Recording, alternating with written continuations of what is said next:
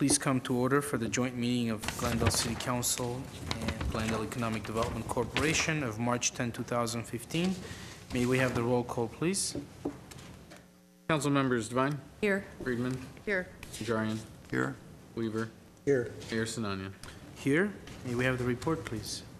We do need a roll call for the board. Oh, as yes, well. please. Let's have a roll call for the Economic Development Corporation. Board members Devine? Here. Friedman? Here. Najarian? Here. Weaver? Here. Chair Sinania? Here. May we have the report now, please? Agenda for the March 10, 2015 joint public meeting of the City Council and the Economic Development Corporation was posted on March 5, 2015 on the bulletin board outside City Hall. Thank you. What's next? Next item is Director of Economic Development. This is continued from February 10, 2015. Update on Class A Office Attraction and Tech Company Cluster Attraction Initiative. 1A is a motion to adjust goals to develop strategies specific to Glendale Market. And B is a motion authorizing staff to develop a request for proposals to seek a consultant team. Mr. Ochoa? Mr. Mayor, we would ask your indulgence if we could switch gears, do the Glendale Successor Agency meeting. That item is actually relatively straightforward, Okay. the divestiture of property, and then it allows the council to spend as much time as you'd like on the other items. Very well. Do we need to go to recess on this? I would defer to City Clerk, yes. Yes. Yes, okay. We're at recess as to the joint meeting. Both for council and for the Economic Development Corporation. And we're back on the record for the joint meeting. We recessed, right? We recessed, yeah. So who's going to handle the next item? And Has Mr. Clerk, has it been read into the record? It has. Okay. if it pleases council, then we have for you, as you know, one of our strategic goals over the last 2 years in economic development has been the refilling of and addressing the vacancies in our Class A office space. Mr. Lanzafame will give you a very brief overview as to the success that we've had in that arena, and then we will turn it over to our Principal Economic Development Officer, Sharon Garrett-Mann, who will give you an update as we intend to pivot, having had success on the Class A office and what the next frontier could be for the Glendale Economic Development Corporation. Phil? So, Mr. Chairman, Mr. Mayor, members of the City Council and the Economic Development Corporation, the first item that you heard was almost a bit of a wake. It was the end of one of the things, the end of redevelopment. This is an opportunity now for us to celebrate. As Mr. Ochoa said, you gave us the charge to go fill those office buildings, and in fact, we have done that. And we want to talk a little bit about the context of that, and then some ideas for the future. When you gave us that charge, you understood, and we want to make sure that the community understands why that goal was in place. The occupancy of office is an economic generator. We know that intuitively, and what we've tried to demonstrate here is we know that almost scientifically. What this chart shows you is office occupancy over the years beginning in, I can't see, third quarter of 2010.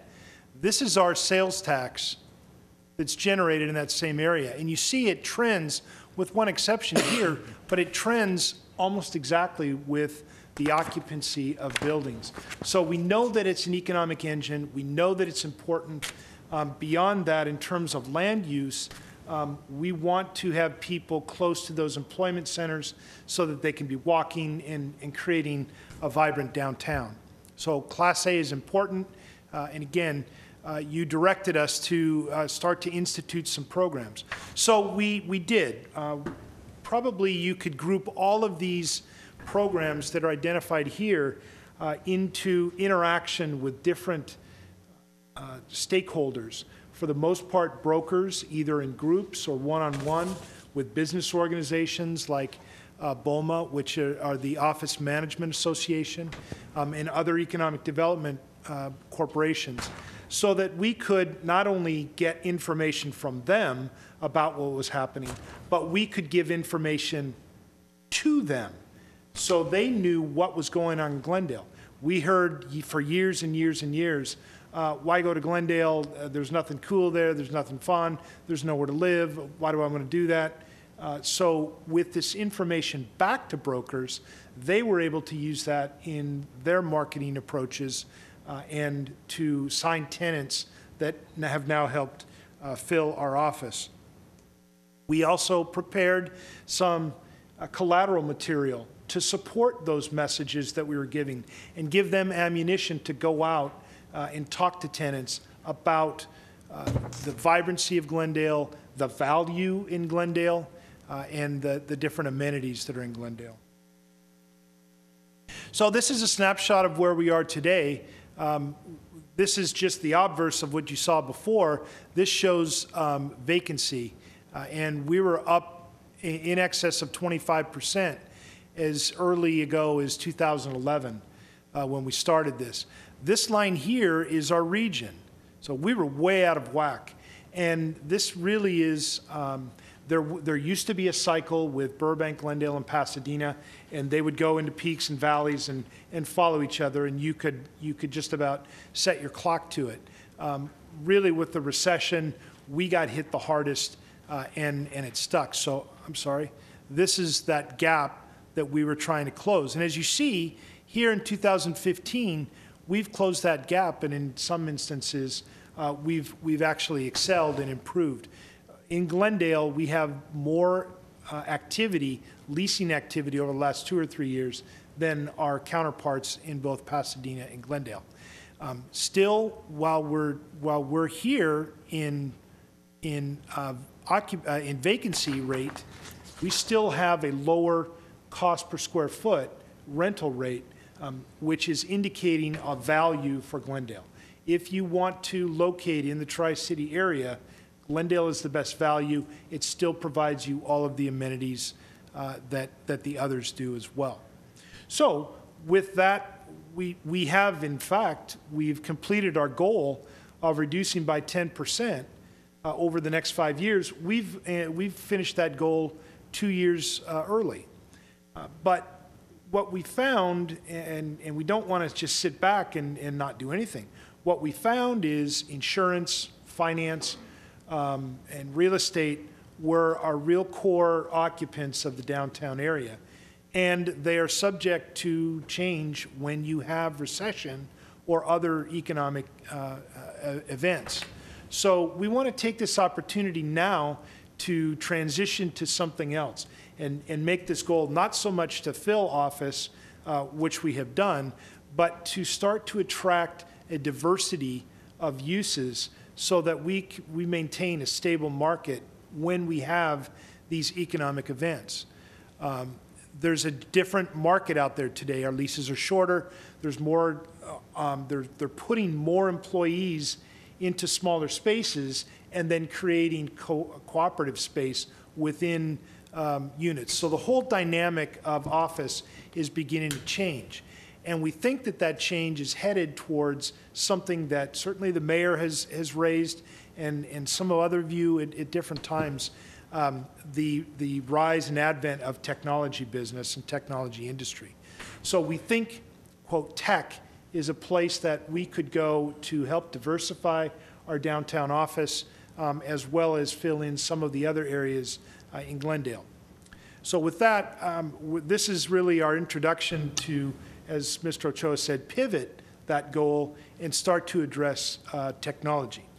So for that piece, I'm going to turn it over to Sharon Garrett. Good afternoon. Good afternoon, Mayor Sinanian and members of the Economic Development Corporation. I'm Sharon Mann Garrett, your Principal Economic Development Officer, principally in charge of business attraction.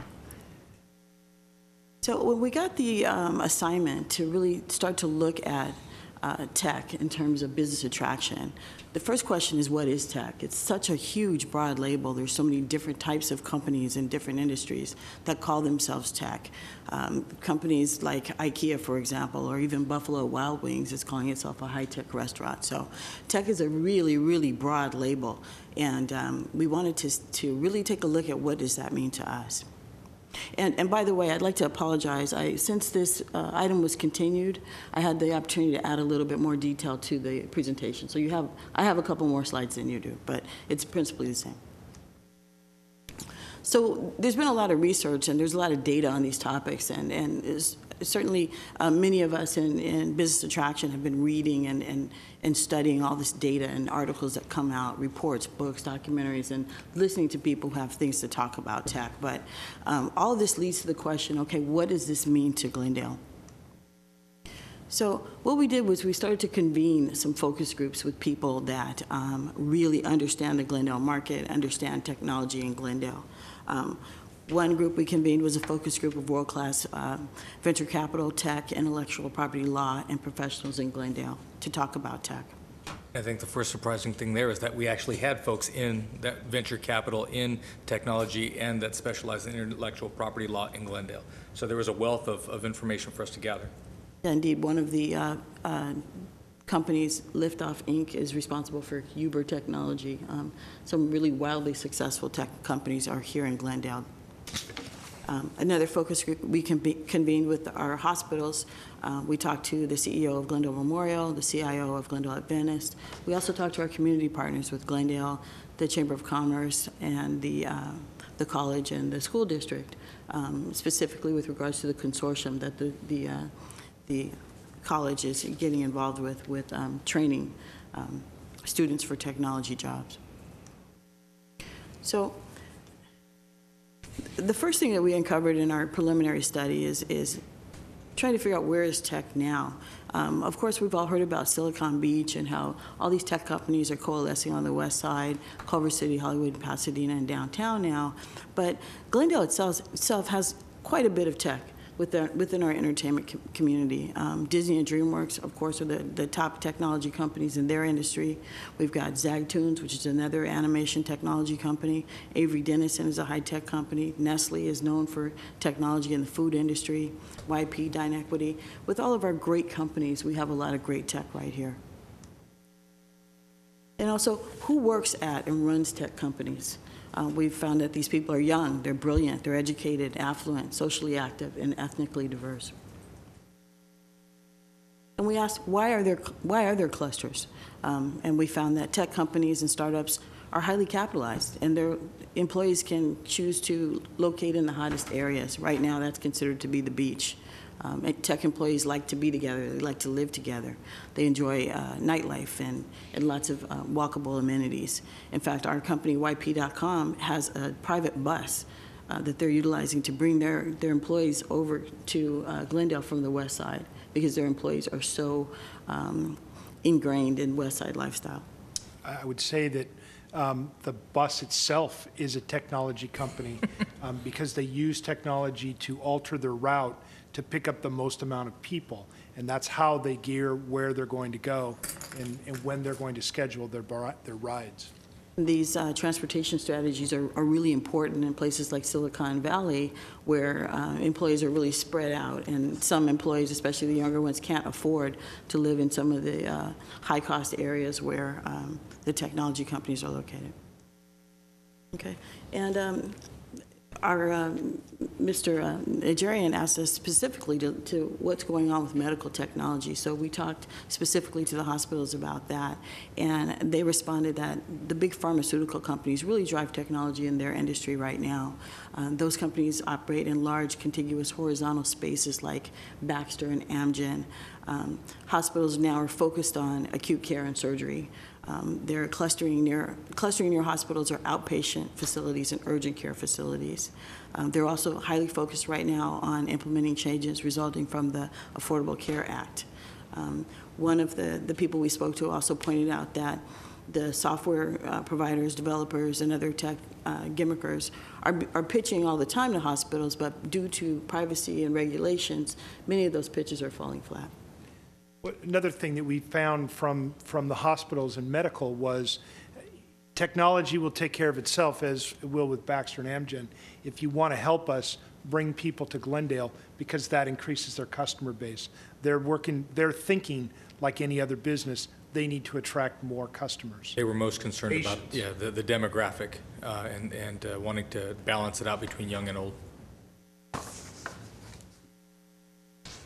And then we looked at how regions attract tech companies, and there were three overarching ways that regions were attracting tech companies. One was through branding, having the attractive housing, 18-hour amenities, and social opportunities for people with young people with high incomes. The second way that regions are attracting tech companies is by fostering their natural coalescence, adjacency to parent companies, adjacency to Tier 1 universities and research facilities. Can I go back again to the hospitals? So you said they were concerned about demographics. Can you expand on that a little?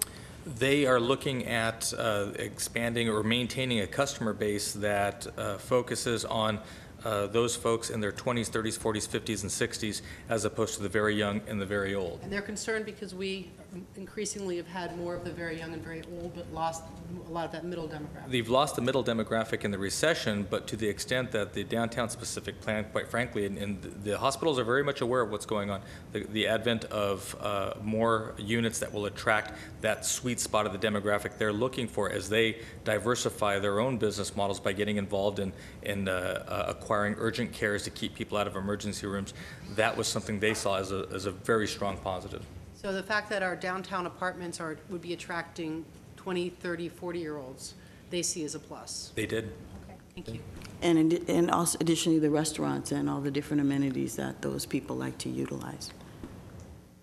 So again, there were three main ways that regions are attracting tech companies.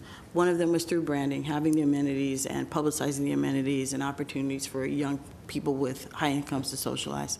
The second way was fostering the natural coalescence around large parent companies, universities, and research facilities.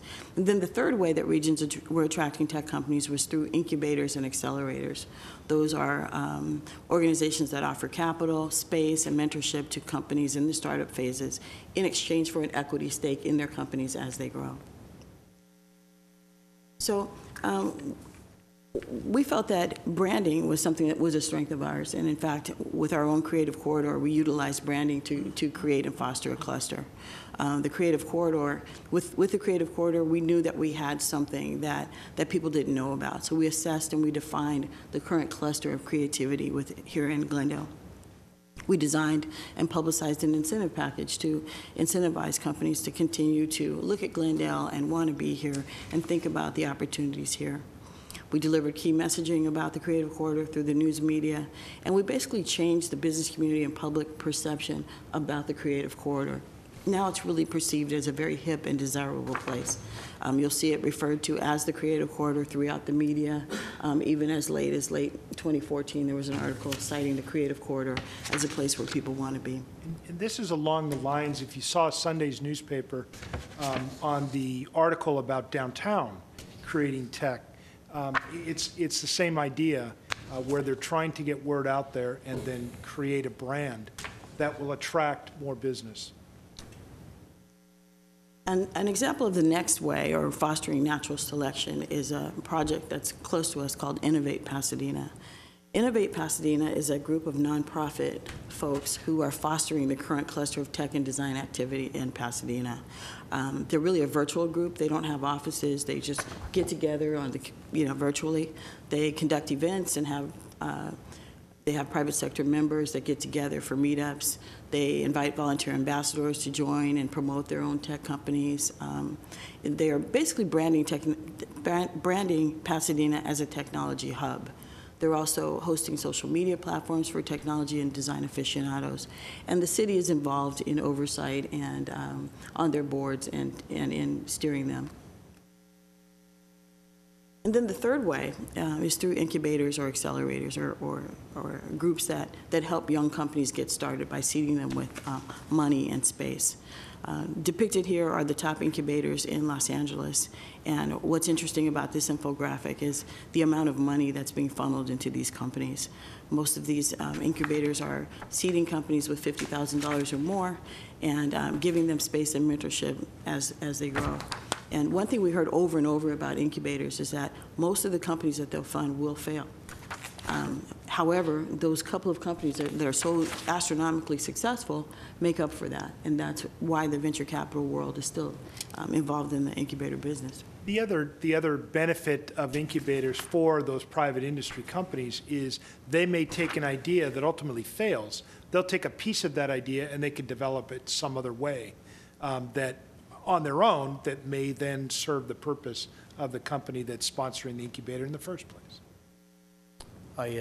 Just to add on to that point, indeed, most incubators do fail, but I was just at a tech conference a couple of weeks ago, and the founder and chairperson, or former chairperson, now he's been bought out, of iRobotics was there, and he was telling the story of how the company started out as a failed startup, but the defense sector, the U.S. defense sector, saw a component of it being so important and workable that they invested money, and that's what happened. It ended up being a mega company at the end. But finished, yeah, thank you. We dug into what Glendale companies currently have incubators, and we discovered that Disney has a very popular one called the Disney Accelerator. They accelerate 10 tech companies per year. They give them $120,000, $20,000 on day one they get to start. They have access to state-of-the-art equipment at Disney's campuses, and they have access to 100+ C-level and VP corporate mentors, all the way up to Bob Iger. So these companies can meet with the top-level executives at Disney to discuss how to develop their companies. Nestle also has 2 incubators. Their incubators are not here. They're located in the Silicon Valley and Menlo Park. Avery Dennison has their technology innovation centers around the country. One of them is downtown and several others in different parts of the country. Downtown LA or Glendale? One's downtown LA. LA, not Glendale. And then there are other companies in Glendale that have incubators or incubator-type programs. And of course, the government also gets involved with incubators and accelerators. Government incubators typically utilize cheap surplus space. There's a large capital investment in tech equipment and real estate, usually federal grants and university-driven for these. They require oversight in marketing communications. In other words, they need staff. They also require private industry operations and thinking, even though they're operated by government entities. And indeed, they also have a high failure rate for incubated companies as well. One of the things that we heard, one of the most important things we heard is if you're going to do this, you need to have 2 things, mentoring and the access to venture capital. That's where otherwise you have to have those things to be successful. Where you see in Altadena, there's one of the longest tenured incubators. They receive about $650,000 from the county to run that, and they do provide the space then. But without the VC and the mentorship, you end up saying it's basically just space. That's all it is, and which is valuable, but truly you would need something more. With the Altadena one, what's the payback been for the investment? Is there a payback? They've not defined a payback. They consider it to be a community benefit. I'm sorry, what kind of a benefit? It's a community benefit. Community benefit, okay. Yeah, that it's in the public interest. So did you say there is no incubator in Pasadena, or? There are several incubators in several, Pasadena, right? and the And largest their one's Idea payback Lab. has been huge, from what I understand. I Right, mean, but those are not several- government funded. Those are private. And they were outlined on the incubator page as well. Okay. Somewhere you'll see the payback for universities like Caltech is they're able to then say, we sponsored, they hit it big. Right. But you have all of Caltech and all the resources putting that, and then their payback is the exposure and the name recognition that is assigned to whatever big hit there is. But does it not also go a long way of, in terms of accomplishing a goal that we set up for ourselves in terms of attracting young, industrious, brilliant individuals to our downtown? Well, certainly the veneer of having incubators is attractive. It's something that young people really think is an attractive thing to them. Right. They're interested in it, and they're interested in being around them. Yeah. 2 incubators that are government funded that I got some detail on. the LACI, or the Los Angeles Clean Tech Incubator, which is a large campus downtown. It's funded by CRLA, formerly the Redevelopment Agency, DWP, the city, Caltech, JPL, USC, UCLA, and other private companies. So it's a large consortium. It's housed in a $43 million facility. It gives companies $50,000 for a 5% stake in their company. They're currently growing 9 companies on campus and 10 companies off campus. So you don't have to actually be housed there to be a part of that. The LA County Business Technology Center, which is in Altadena, that's the one that we just talked about. They offer space and rental and office equipment to their incubated companies. Volunteer mentors work there as nonprofit consultants. They have an operating budget of $650,000. They have a goal of housing 2 companies and graduating 2 companies per year. So they're employing volunteer. They're employing volunteer mentors. Yes, they have a small paid staff, I think 2 or 3 people, and then everybody else that works there is a volunteer mentor. Okay, very good. So it is really a public benefit entity. Can I ask about these incubators? So you're talking all tech, right? This isn't other types of startups.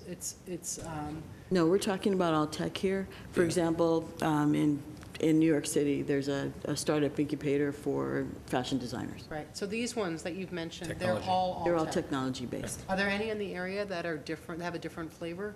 Non-tech? Just general kind of business incubators? Others. Like I know that there's one I read about that was an incubator, and I don't know whether it's a funded incubator or just a shared space for, I don't know what the term is, for people that want to do artisanal food that can't afford their own kitchen, so it's like a giant kitchen that people can go and they can buy shares. I don't think anyone's sponsoring it, but it's something that you could have been a type of incubator. Yeah, Kind of there's a co-op like that, So are there sure. any around in the region that we know of that are not tech, but that are other types of maybe what you call emerging markets or emerging businesses? We didn't focus on those. We certainly can go and do a search, but to the extent that we're I was just curious if you came across any. not casually as we're looking just at tech, no, but we can go out and look. No, I was just curious because the kitchen one I thought was a really great idea because a lot of these small companies now are selling to Whole Foods and Trader Joe's, and it's an area where you can encourage micro businesses, businesses that are owned by 1 or 2 people. You're correct. That traditionally,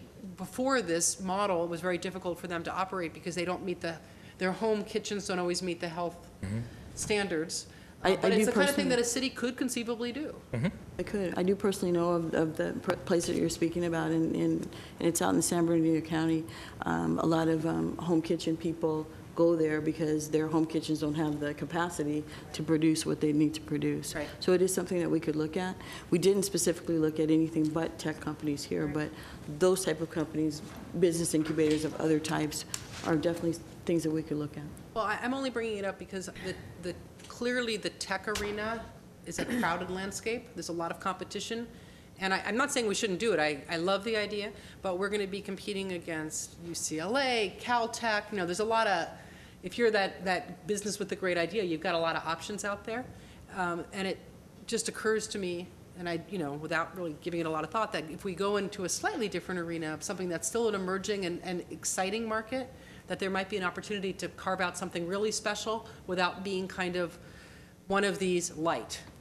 You know what I mean? Where we could do something where we'd get a lot of press and that would be really different. So it's just something to think about as we continue this discussion. So it all boils down to whether or not a tech company or startup company would want to be here and what they would think about Glendale. On the pro side, young affluent employees see that Glendale is developing those on-trend amenities and housing. We're becoming more and more walkable with easier parking. Transportation is easy here in Glendale relative to other types of trade areas. We're getting very hip. We're being recognized in the media as a very hip town. We have adjacency to Fortune 500 parent companies like Disney and DreamWorks. We definitely have a stronghold in the entertainment, medical, business productivity companies are clustered here. We do have some negatives. We're not known for venture capital firms in Glendale. In fact, we could only find one. We don't have a lot of surplus, cheap, creative space. In fact, it's pretty much non-existent. Within our city limits, we don't have a university or a large research lab. We're not yet known for nightlife among young people. We think that's changing, and of course, we don't have a beach. But We do have a river, though. So what can we do with what we have? One thing that our focus groups did tell us is that we could begin to test the waters with networking events here. We could convene groups of people that are interested in technology here and really see what they have to say and see if we can develop the sort of foster the natural selection, sort of like Innovate Pasadena did. We can also adjust our branded messaging. We can talk about Glendale as a business productivity and entertainment and medical tech hub. In the past, we've only talked about Glendale as a bolstering trade area for business. We haven't been real specific about what types of business. We can work with our developers to advertise new housing targeted specifically to tech workers. We can talk about that opportunity with our developers and help them, help us publicize this opportunity. We can also market and publicize our Verdugo WIB tech worker placements and the Glendale Community College Consortium and tech programs there. Another thing we could do is analyze city properties for incubator potential. We have some underutilized city properties that we think could house an incubator if we decided to go that direction. We could also analyze excess commercial space for incubator potential here, perhaps public-private partnerships. There's mixed-use ground floor commercial space that's available that's not moving quickly, and then we do have some Class A office availability still. And I think what you see here is a list of everything that we would want to study in the final slide that Sharon will show you in terms of the next steps, and as was read into the record. What we are asking for is your permission to engage a consultant that will help lead us down, actually go back to that last slide, that will lead us down these four paths. I think the first two are very easy for us to do, and we do them very well, and I think we've demonstrated in the Class A office market that we do them very effectively. We can define the edges of what we have as assets and weaknesses for that matter, and be able to provide a message that's very clear, that's very compelling, and overcome what limitations that we do face. But where the rubber will meet the road is whether or not we venture off into this discussion of an incubator or accelerator space. And as Sharon outlines here, really we have there's a fork in the road, and we'd like to understand which is the best way to go on these. Because we've downsized the organization, we do have space. That space would have to be amenitized and built out for tech space to be attractive here on campus or even in other facilities. The good news there is that if we spent a significant amount of money that we do have that would be required to be spent for these kinds of capital improvements, that at the end of a pilot program, if it was not successful, well, at least we've built out space that is useful to the overall organization. Conversely, if we didn't want to make a sizable investment up front, as you see here, there's still a degree of vacancy in Class A office, or even working, as Sharon indicates, with developers on some of our mixed-use buildings to seize, before they have leased up, seize some of their ground floor office space or flex space to be able to take that and create incubator space there. Now, keep in mind, when we're talking about incubator space, we're talking about 4,000 to 6,000 square feet. These are not 250,000 square foot buildings. But you could very easily spend a couple $100,000 a year over a 3-year period to run this pilot for incubator space. The good news there is that you're scaling that investment, that experiment, over a period of time. So if you ever decide to pull bait, you're not out the larger sum of money as you would if you were amenitizing an on-campus property or space. But at the end of it, you would just be out that money. There is I think, no wrong answer here. I think we need to be involved in the tech business. We are, in fact, involved in the tech business. It's just a matter to what degree and how effectively we're involved. And that really is where you, as the Economic Development Corporation, have to make a policy choice. Where do you want us to go with the limited resources, staff resources that we have? Should we be in this space? Or should we stick to our knitting and do what we've done in the past? We can make a very compelling argument either way, but ultimately it's going to be the council, and hopefully based on a study that would tell us what is real and what is Memorex for the goals that we are outlining for you here as a technology initiative. And with that, that's our presentation. Happy to answer any questions the council may have. Very well. Yes, Mr. Weaver?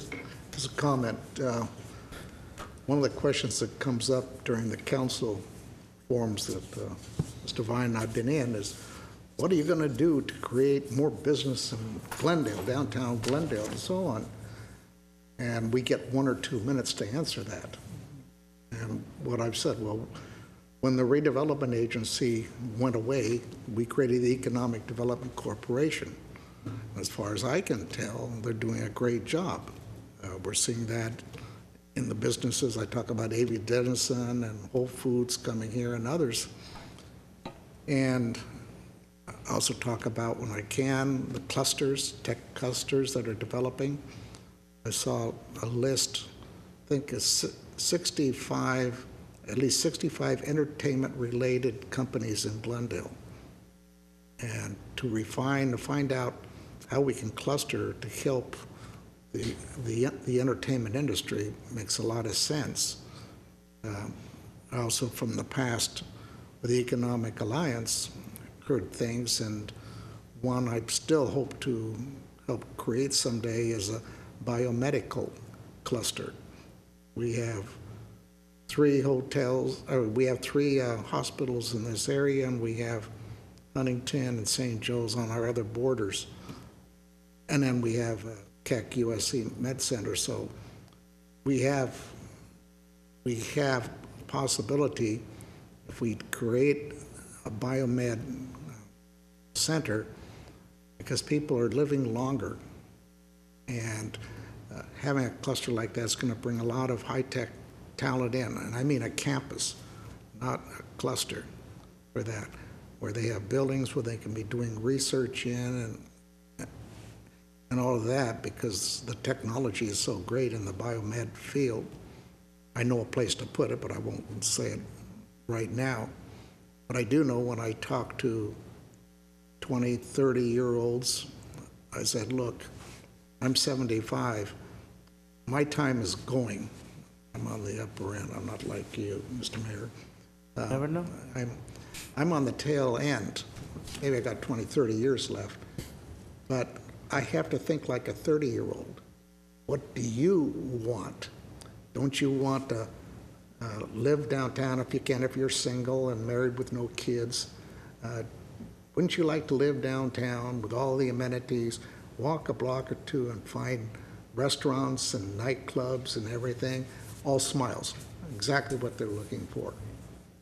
So if we go forward in developing these tech clusters and biomed center, talented upscale yuppies, or whatever you call them now, will come in. And that'll create the vibrancy that we need downtown. On the debates, I've heard all over the map what we're going to do, and I just sit there. They do not know what our Economic Development Corporation is doing or is going to do. So I fully support, I guess, getting a consultant and refine down what we do know. Thank you. Thank you, Mr. Weaver. Yes, Mr. Vine?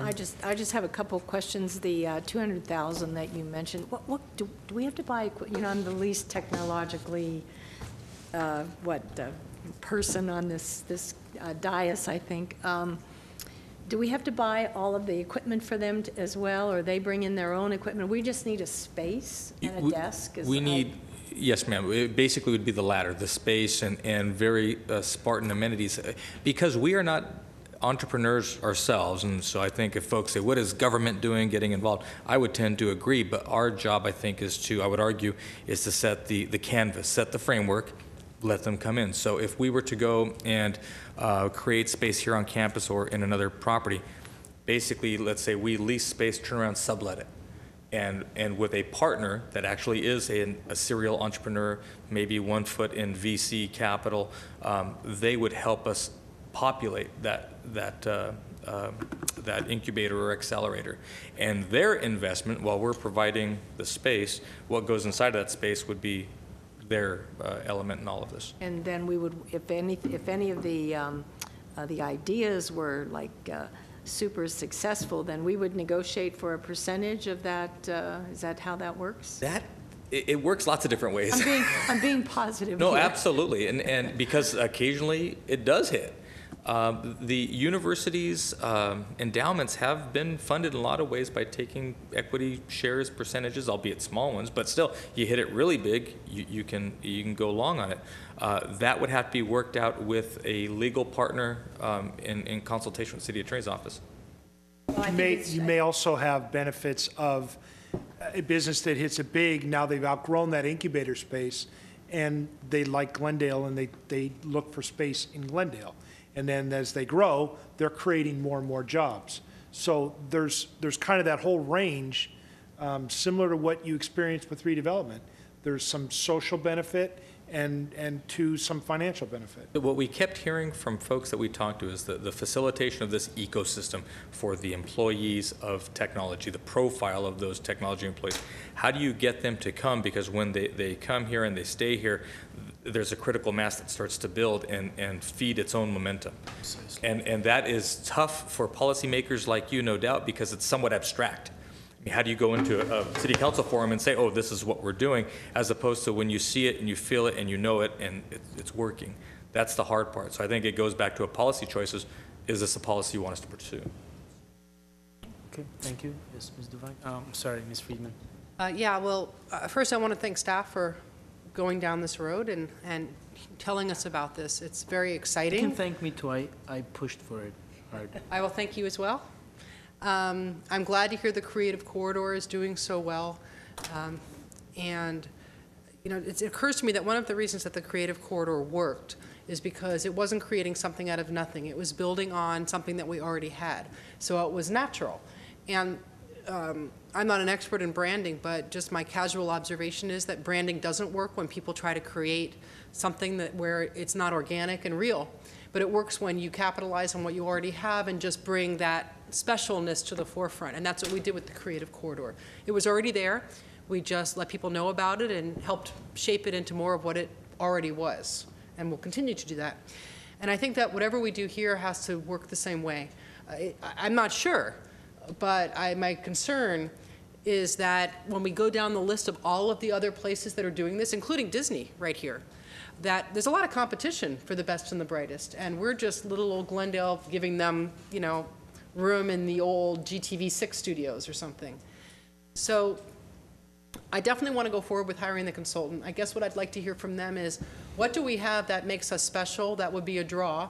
Do we configure this or flavor this in a certain way that takes advantage of what we already have, which is we have some medical, but not, I think, the type of facilities you need to do biotech, because those are laboratories like Baxter. I mean, that's a lot of space generally and a lot of medical facilities, and and it's not an office building. It's a different kind of space. So I'm not sure that's the right fit.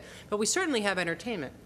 So that's something that maybe we can use to be a bit of a branding or a way that we configure this. And I don't know if that's too limiting, but maybe something to think about. But how are we competing too much with Disney? I mean, can we just not compete? So who do we bring in to be the mentors, to be the Caltechs, to be the Disneys? I don't know what the answer is, and I think that's going to be a big challenge, because the groups that already have that, like the universities and the studios, are already doing it. So they're not going to want to join up with us because we're in competition with them. So is it JPL, or are they doing this? Is there another group out there that we can use to make our incubator work in the way that it needs to work? I'd like to hear when the consultants come back about incubators that didn't work and why not, so that we don't run into the same roadblocks or make the same mistakes. I really be looking for those consultants to come back with a very comprehensive look at what's worked, what hasn't worked, and what will work here. Because I don't want to go into this just giving away office space to people just for the sake of saying we have an incubator. If we're going to do this, I think we really need to do it strategically and smartly so that it's not a failure down the road, and so that it really yields all of the rewards we're talking about. Yes, there's that potential reward, and I'd like to hear from the city attorney at some point, maybe not today, about what the legalities are, because I don't think that even the Economic Development Agency, we're not venture capitalists. We can't use taxpayer money for that. So how does that return come about in a legal way? Or is it just enough that we create excitement about our city and brand our city and all of that? So, maybe not today, but I'd like to hear more about how do cities do this in a way that that it's legal, yeah.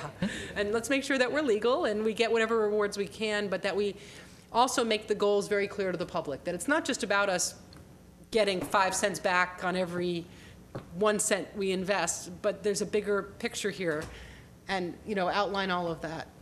So I'm tentatively very excited, and I think that you're definitely going about it the right way to bring in an experienced firm. I know you've picked a Glendale firm because they're in Glendale, but let's make sure they're the right match for us and, you know, for your consultants. You're going to issue an RFP? We would do an RFP. No, we haven't picked a firm. Okay, so it's not, we're not nailed into the company that we already spoke to. We've consulted them as part of the focus group. Right. Okay, got it. All right, thank you. Jarian. I think you know, when you started this presentation, the whole focus was on reducing the vacancy in our Class A office buildings. And through one step after another, all of a sudden we're in a different business, a new venture, and that's creating a tech incubator. So I still don't understand the connection between increasing your occupancy and going into this whole different venture, which in some analysis, I think, is against what we can do as a city. We can't just give free space. That's a gift of public funds. We can't take shares of a company. That's not part of our investment portfolio. That sort of incubator work is best done by a private company. If we go back to, again, the premise is that we need to fill our Class A office space. I think there's a lot of different ways we can do that. We can do that by maybe assisting with rents or rebating taxes or helping with the build-outs or doing design work for those coming in. And, you know, maybe 100 other different ways. But to give some groups, incubator candidates, free space, what's in it for the city?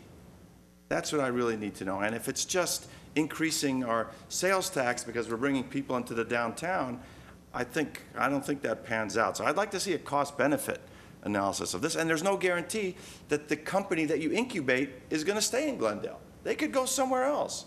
Thanks, Glendale. It was great, Mom and Dad, as your children often do. Thanks for raising me. I'm moving to Texas, and that's where I'm starting my business, or to the West Side, or wherever. So I'm a little bit more cautious about this. I mean, I think we have responsibilities as council members to make sure that the funds that we're expending are not, we're not venture capitalists. And in a sense, we're acting like venture capitalists by incubating what's in it for us at the end. How can we guarantee that there's going to be a return? Let's focus on what your first slide was, increasing the occupancy rate downtown. And we've come a long way up to this point without doing an incubator.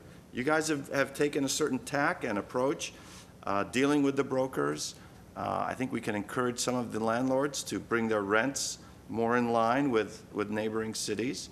And if not, there's a lot of other things. So I'm a little bit cautious on our direct involvement in incubating. I think that's beyond the scope of what a city can do. Okay. Thank you, Mr. Najarian. So, at least in some part, I think in great part, this comes as a result of an interest that I've shown in this matter. And I'll tell you a story. When I was in Washington, D.C. for the U.S. Conference of Mayors, ran into the mayor of Menlo Park, Catherine Carlton. Menlo Park is part of Silicon Valley.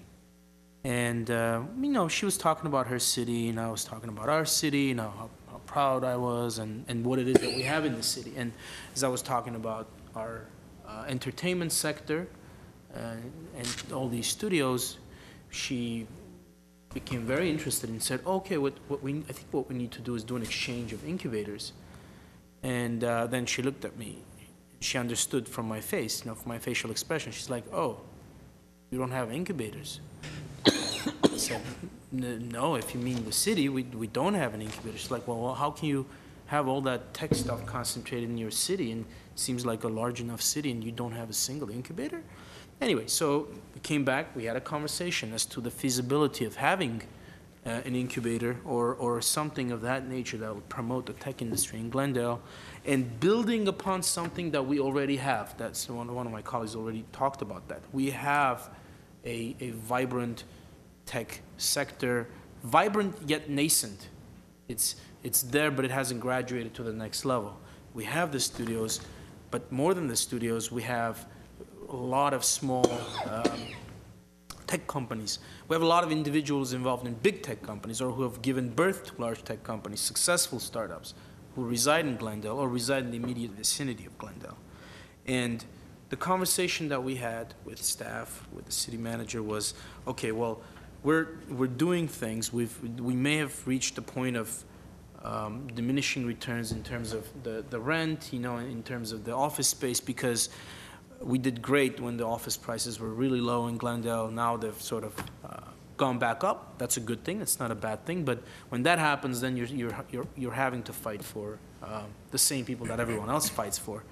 And it's just, then it becomes the same old thing that we've done for a decade or more. And what can we do? How can we expand into something that's already here, but yet needs or can be developed further? Now, it's been said that, well, Pasadena has Caltech, or I don't know, other cities, UCLA has UCLA, or Disney's Disney. Okay, but look at the Silicon Valley. Look at it's not one city. It's literally 24 cities very close to each other, and yet somehow there's a critical mass of people who want to be innovative, to be all smushed up in that small geographic area, and they all just pump out tech. And that means that having neighbors that are already in it, or having neighbors that somehow appear to have some kind of an advantage over you, isn't really determinative. It's not going to decide whether this is going to be a successful effort or not. Again, Silicon Valley is composed of over 24 cities, all of them basically involved in this tech industry, and apparently there is enough work, enough creativity to go around. And same can be said for Glendale. It's not a bad thing that we're next to Pasadena and they have Caltech. It's a good thing. We can draw on that resource too. If we make it attractive for one company that, for whatever reason, didn't want to be in Pasadena, didn't want to go to LA, they may come to Glendale. And yes, it's a calculated risk. You may get many companies coming one after the other and not having a successful startup, but then you will have that successful startup. And I'm very impressed actually with Councilmember Weaver, because he nailed it. I mean, he nailed it. This is what the young people want. This is already in our cities. Why not keep it? Why not concentrate? Why not capitalize on it? And yes, it'll be nice to get Glendale's name out there, to have our city being associated with high-tech industry. I think we would all love that. But, it's not just going to happen by itself. It's not. So we need that extra step. And I think starting with the consultant, again, we're all adults, we're very responsible for public funds. We want to see what those calculated risks are and move forward like that. In terms of, it's not a business that a city should engage in. I'm sorry, there are tens of cities engaged in this business. Apparently it is something that cities engage in, do so very successfully, and they compete and cooperate with each other, and they do quite well. I mean, go ask Silicon Valley cities, they'll tell you. And we don't have to reinvent the wheel. The legalities are all there. They've been done over and over and over again. All we have to do is take that and just mold it to fit the Glendale needs and move forward with it. It seems like we have a majority on the council who are supportive or tentatively supportive of this, and I'm very proud of this council, because we need to move forward, we need to look forward, and otherwise if we don't, we'll be left behind. So that's it. That's all I have to say about it. Mr. Mayor? Yes. 1A, did we give enough direction or whatever? What we're really looking for there is, your goal to us was to go reduce office vacancy, which we've done. We would like for you to change and revise that goal to now create some diversity, so that in the tech area, Good. so that we don't. Then I'll move 1A. Second. May we have the roll call, please? Board members Devine, Friedman, Yes. Najarian, Yes. Weaver, Aye. Chair Sinanian. Yes. Move 1B. Second. May we have the roll call, please? Board members Devine, Yes. Friedman, Yes. Najarian, Yes. Weaver, Aye. Chair Sinanian. Yes, thank you very much. And do we Will have we a- adjourn for whatever? Huh? to close session? No, we have to adjourn from this meeting completely and then Oh, Right. convene the recess. council meeting to have recess to close session. Yes. So we adjourn for what, the, We're There's adjourning. council and board. And the Economic Development Corporation. Is there a second for the adjournment? Is there a second? Second. Okay, and is there a first and a second for the Economic Development Corporation? For second, I will move the item. Second. Thank you. And we're adjourned at 5:37 PM. Before